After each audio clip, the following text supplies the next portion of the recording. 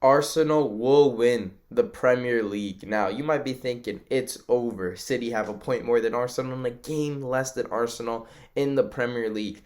Absolutely no chance. You want City, who's only lost one game in the last 5 years when it came to the last 8 games of the season, to drop points twice in the last 4 games.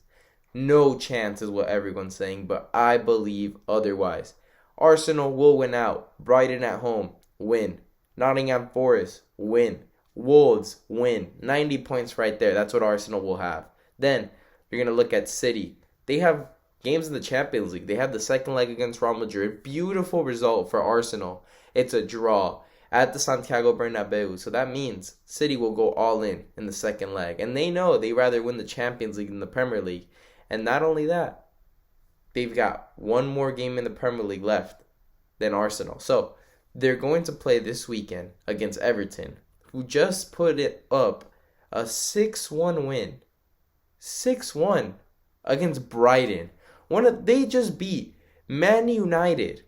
They just put the double on them. They were getting big results against big teams. And Everton, who was fighting relegation, slapped them up. They are coming in with confidence because they had no confidence. They thought Everton was done, finished. They're going to be in the championship. And then they get that big win on Monday.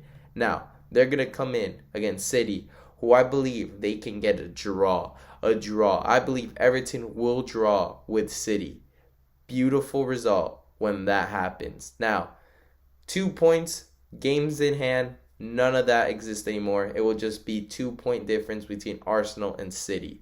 Then, City plays after Chelsea. I do believe Chelsea will lose that game. No chance they win. Chelsea's been an utter disgrace this year. So, that leaves Brighton and Brentford.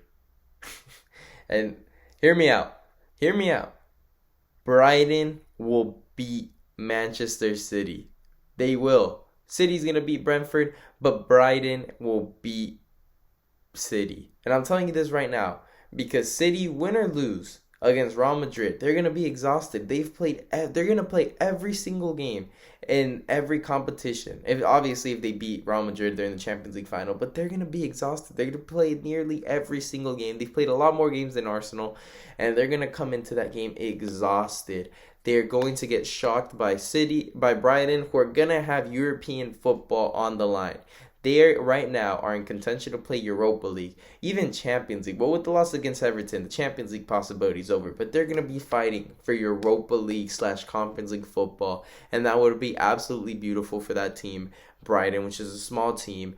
And, those players, a lot of them are going to be leaving. McAllister, I'm sure he's leaving. Caicedo might leave. Mitoma's going to be wanted. They've got plenty of players. Everybody wants a piece of Evan Ferguson. Lots of those players over there are wanted by big clubs. And this is their chance to, if they want to leave an impact, they can leave Brighton, a small team with European football. That would be brilliant. And I believe they will do it when they beat City. Now, City are going to drop 5 points. I'm telling you, 5 points. So Arsenal, 90 points, right? And City, 89. Now, the thing is, let's say City wins the league by 1 point. I think the Premier League is going to lose a lot of credibility.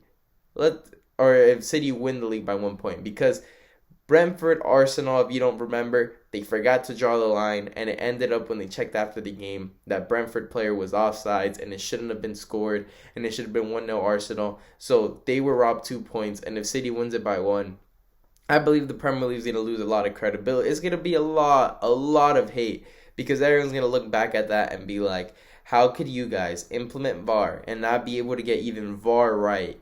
And you cost the team points that would have won them the Premier League, and instead you gave the team that's won it 4 out of 5 times in the last 5 years the Premier League unrightfully, and you rob it off a team that literally did it the correct way, has no financial fair play problems, has no issues, has never had issues, and they bring in players, 7 million from Brazil with Martinelli, 30 million for Odegaard.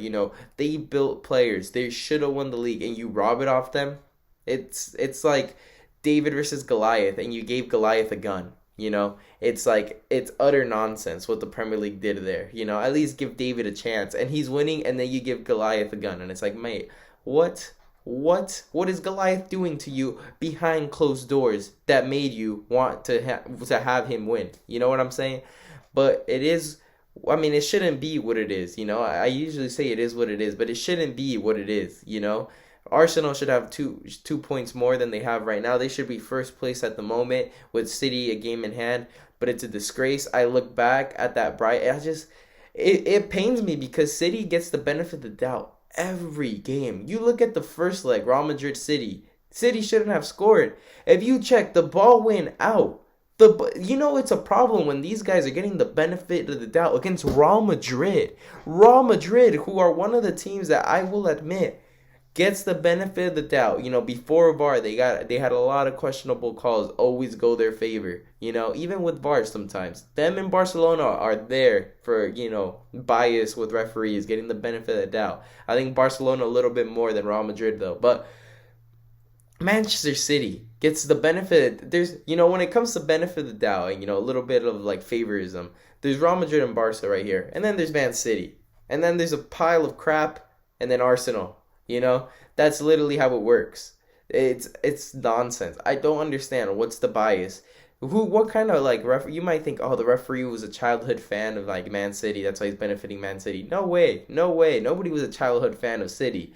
No, everybody didn't even know there was another team in Manchester before, the oil money started pouring in. But it's just disgraceful. A team that's won it 4 out of 5 times the last 5 years, right?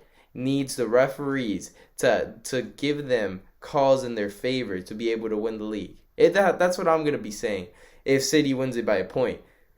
So the Premier League is probably praying that City either win out or Arsenal wins the league. Because if it's a 1-point difference, man, it's going to be a meltdown. And the Premier League is going to have to fire some people. Because if you're going to have referees that cost the team a title, then you need a clean house. Get some lads in the school. I have no idea why these guys are so hard-headed. See the same referees make the same mistakes, and they're like, you know what? We're keeping them. No, job security. Who cares, mate? Who cares? Get them out. Bring in some new blood who aren't complete bottle jobs. But anyways, leave a comment down below on who you think is going to win the Premier League. I genuinely believe Arsenal's going to win it. I think City's going to get exhausted, and they're going to start dropping points. Everton and Brighton are 2 games. Hopefully Brentford does something, and hopefully Chelsea wake up. But it is, pray with me, lads. But anyways, leave a like and subscribe for more videos, and thank you guys for watching.